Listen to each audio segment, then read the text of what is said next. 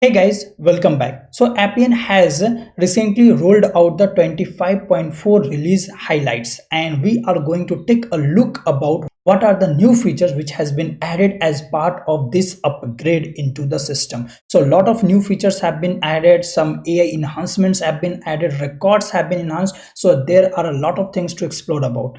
So let's start with our analysis first of all. So here, when you will go into the Appian, about Appian, here you can see the environment and you will be able to see that the Appian version has now upgraded to 25.4 version, and here we are going to see about what are the changes which has been done here. So I have prepared the list of the major changes which has been done as part of this release here.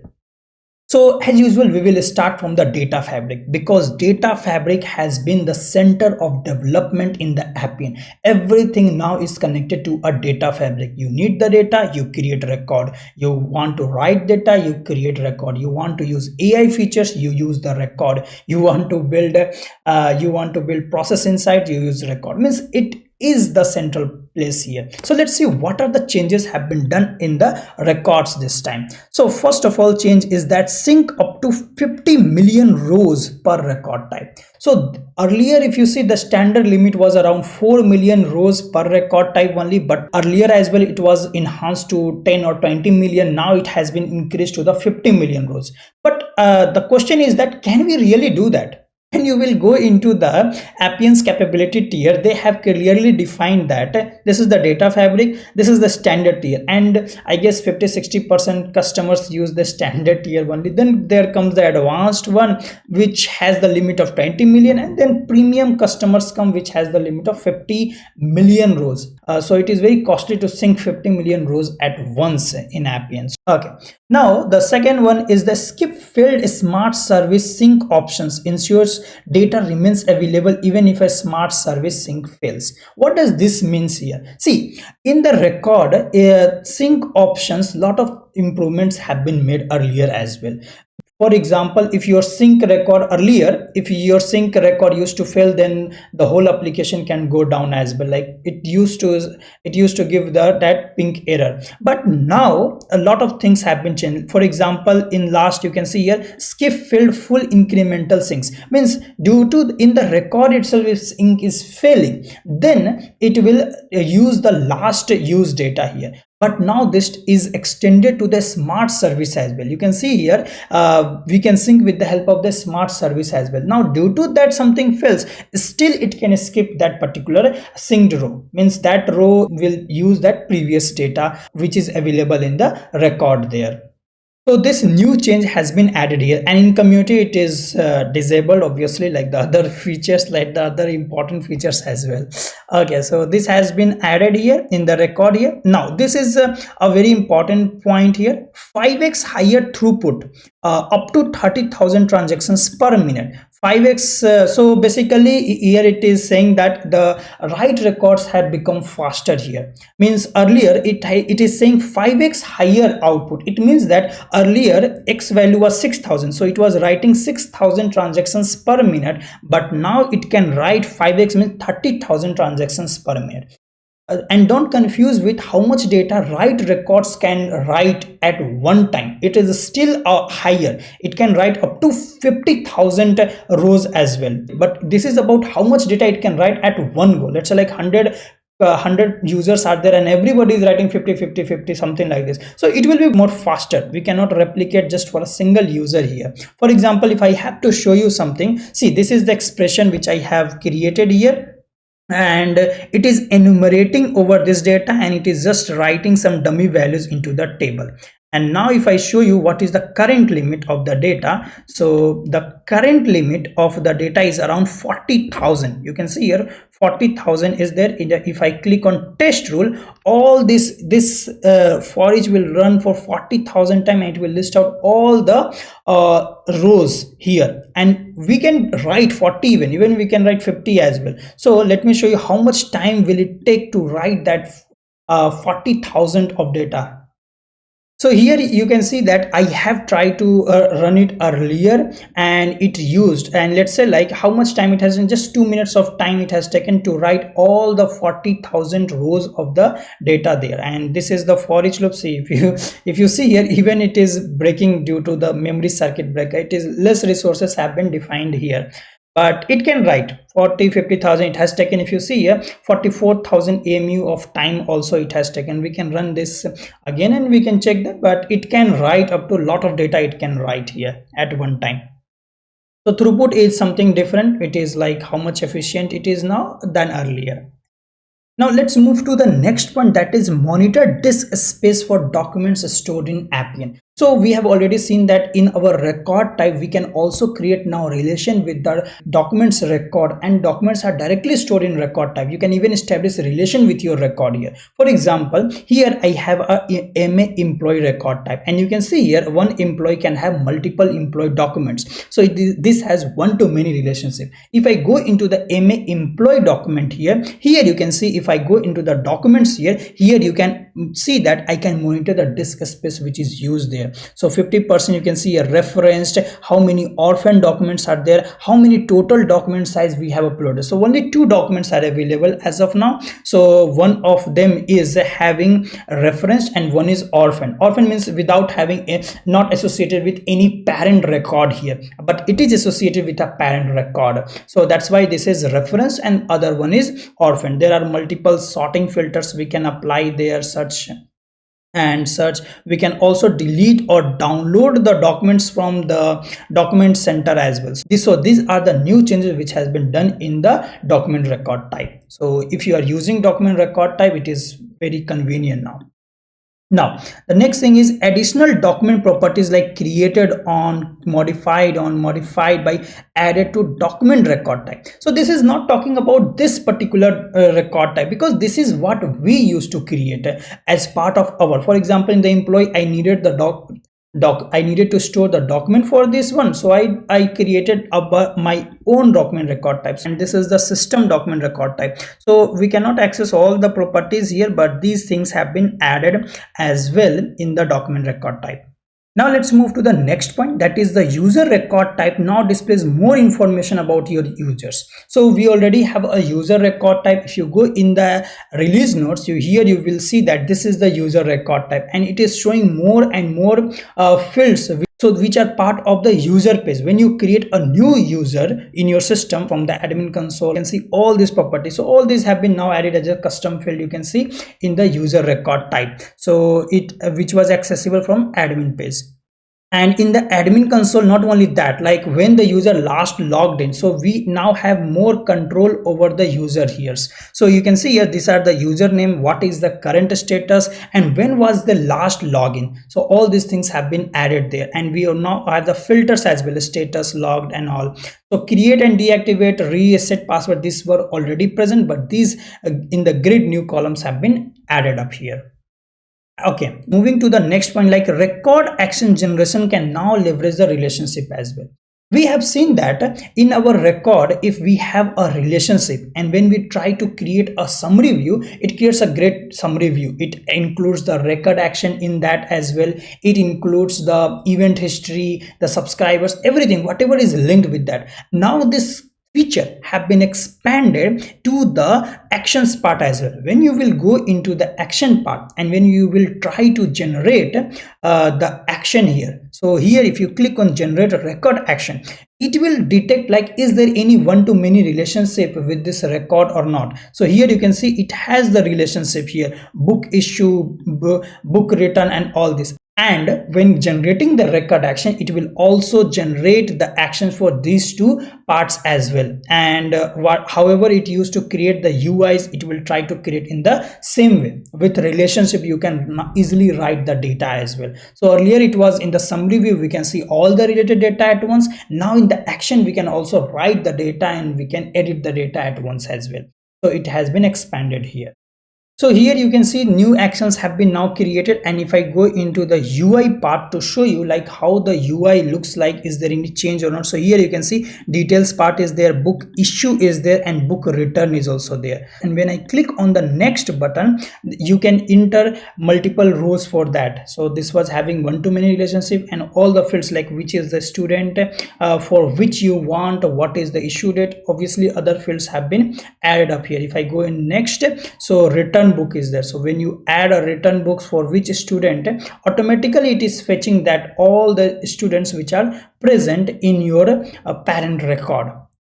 So in this way it is using the relationship, and directly if I click on create here, it is using the relationship to write all the data at once as well. So here you can see book is there, and after that book issue is there, and book return is there. So you don't have to create multiple rule inputs, everything. If you want to see how to leverage the relationship as well, this can be a good starting. Now moving to the next part as well, a new option has been added that lets you hide out of the box record header, including the title, tabs and actions, giving you complete freedom over user experience. Now what does this mean? When you will go over in the book, and if we go in the views here, there is a record header. Basically what happens when we go into the site here, so let me open that library management site here. So this is the site for the library management here, and now if you will see here is a record header. I will just try to check this action for now and save it, just to show you that how earlier it used to work. So basically when you will go into the summary of any record type, these are the three icons you will see it. Go into the book here, click on any book, so the notebook, and you can see here the summary, news, related action. For example, I want to make a custom heading for my summary view, so it was a bit difficult because these are the default one and we cannot remove it. Now they have given the option to remove it, so I can just uncheck this for now, and once I will click on save here, I will click on save here, and I will go back in my book and I will try to refresh the site once again. So refresh the site here, and let's select Lord of the Rings. If I click on Lord of the Rings, see this is how it looks. This is the custom title which is built by me. There is no summary view, nothing here, but I can directly go in the book summary view. If I want to go to the event history, record action, I can create different links with the help of buttons as well. Means completely depend on us, like how we want to customize our summary views here. So we don't have to worry about the previous headings which were given as part of the initial setup, but now it can be customized as well. So I guess now Appian is moving towards some more customizable components. In each component is adding, like you can add your own customizations there, because see, when you create a page in HTML, CSS, like sometimes all the summary views are a bit different look like. So something like this we can also create it here, not with HTML, but obviously with our own requirement we can do that. Now moving to the next part, that is monitor sync record using new search filter options to instantly find record types in monitor. Now this is a very important feature from the monitoring point of view as well, because earlier, let's say like you have 100 or 200 records in your application, so it becomes difficult even for the support team to go through each of the pages. If the top record, for example, if I if I want to search a record, I can search it and I can check the status of that record type. But earlier this whole top bar was not present. No search was there, no source was there, no last sync status is there. User has to manually go in each record type to find how it is working. But now this bar has been added, which tells us like if anyone is failed, I can directly filter it out. So it is making the work relatively much easier than before. Earlier only these two icons were present, so it was very difficult debugging the record type syncs here. Okay, and now one new data fabric.csv is added here. See, a lot of things. This was really important. I have not seen how it looks right now. We don't have the access here, but this is really very important, because a lot of things are getting dependent on the record here. How much you are using, how the record is behaving, everything. If we can see in a central place, it will be very convenient for us to monitor or check the health of a record type using the new audit log as well. So this was about the data fabric. Data fabric is very important in Appian nowadays. Okay, and these are all the new features which has come up in Appian 25.4, and we can expect even more in the next version, obviously. Now moving to the Autoscale part. So Autoscale, like a new error dashboard has been added for the monitoring errors, and you can also cancel the queued process. So here you can see here in this is okay, so this is the error dashboard for this one. So has there any been error started processes? If any Autoscale processes are there, they will start showing up here as well, and you can monitor them, all the processes here. Now let's move to the next part, which is sites and portals here. So in the sites, new style, if you see a new style oxygen header bar has been added for sites. Let's see that. So when you will go in the site here, you can see here first of all was configuration, then what are the pages you want, the navigations and the branding here.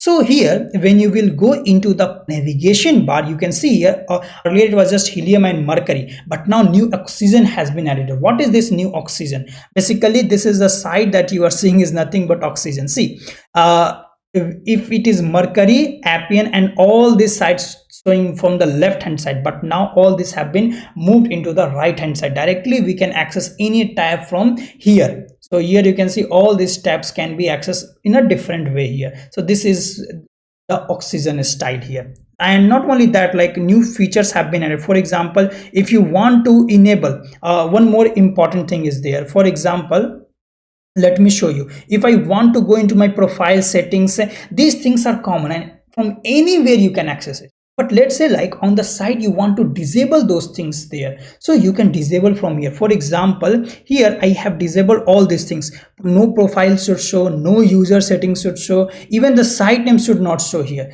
and all these things are not showing up at all here. So here you can see I can just see sign out. When I am on the site, I cannot access my user setting. Okay, for example, if you want the user to to not change their locale or not change their location, and also you can disable from there. Okay, so for example, I can enable them back as well, so site name as well. So this is how it will look like here. Let me just click on save, and let's refresh the site here. So this time I would be able to see the entire site. See, I can see the names here. If I go in the profile, I can see the profile settings and everything as well. So this control has been added in the site as well. Now moving to the next part, new options to control settings inside like profile. So we have already seen how can we control that. Okay, track and optimize portal engagement with external analytics. So this has been added for the portals here, and new WalkMe integration has been added. So this needs to get enabled from the admin. I won't be able to show you how it looks like, but in the Appian release notes we can see that. Here you can see here whenever you come to the new site, even when Appian used to get upgraded, it used to show like what are the new features have been added. This is the place where you can access the data model. This is the place you want to save the record. All these things, something like this we can also create for our own site as well, and we can configure this from the admin console for our site. So here you can see it has been configured here, so it will give a new look and feeling for the new users as well. So this was all about the sites. Now let's move to the interfaces part. Interface is a very important component as well, because at the end, no matter what application you build, if it doesn't look good, so users hesitate to use it. It has to look good, and Appian has done a lot of work so that your interfaces, even if you give low effort interface, then also it can look good, because predefined components have been working really great here. So here in the interfaces, you can see that component configuration got a complete revamp, making it faster and intuitive. So let's see what is that.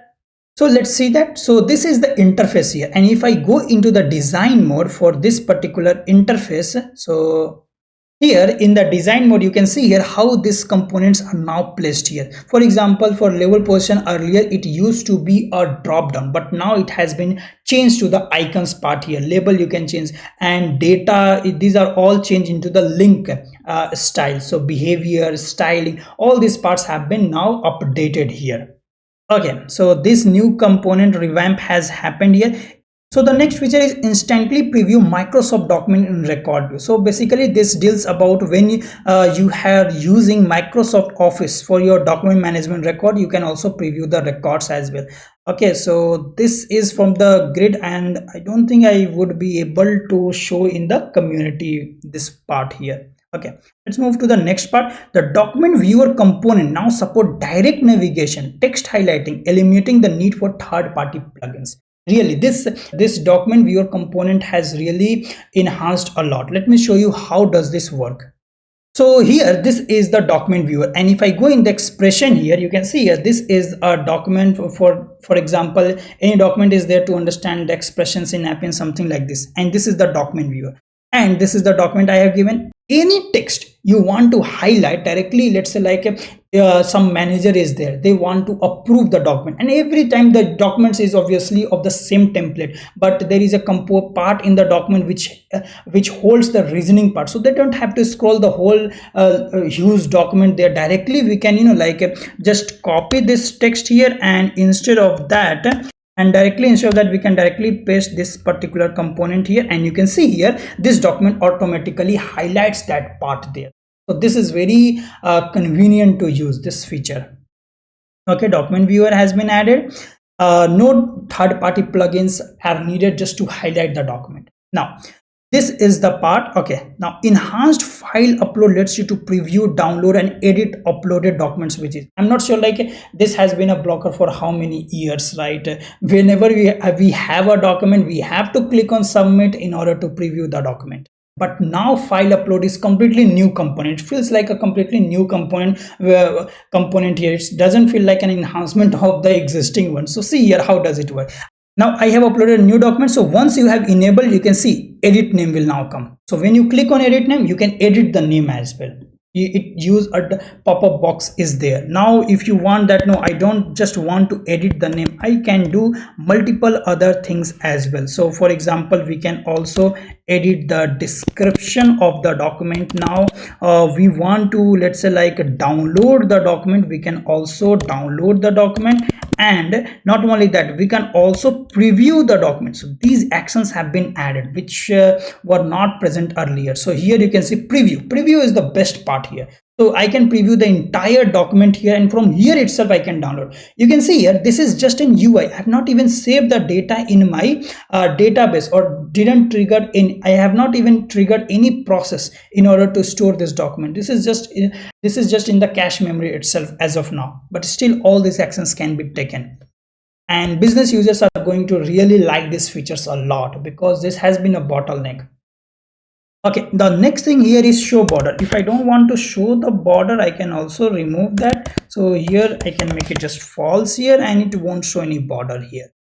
The last one here is drop zone style. So how you are dropping that file, you can also select here. So currently it is compact, I can make it here expanded. So when you expand it, it will look something like this. You might be familiar about this type of component whenever you use any sites anywhere else. So generally they have something like this drag and drop zone.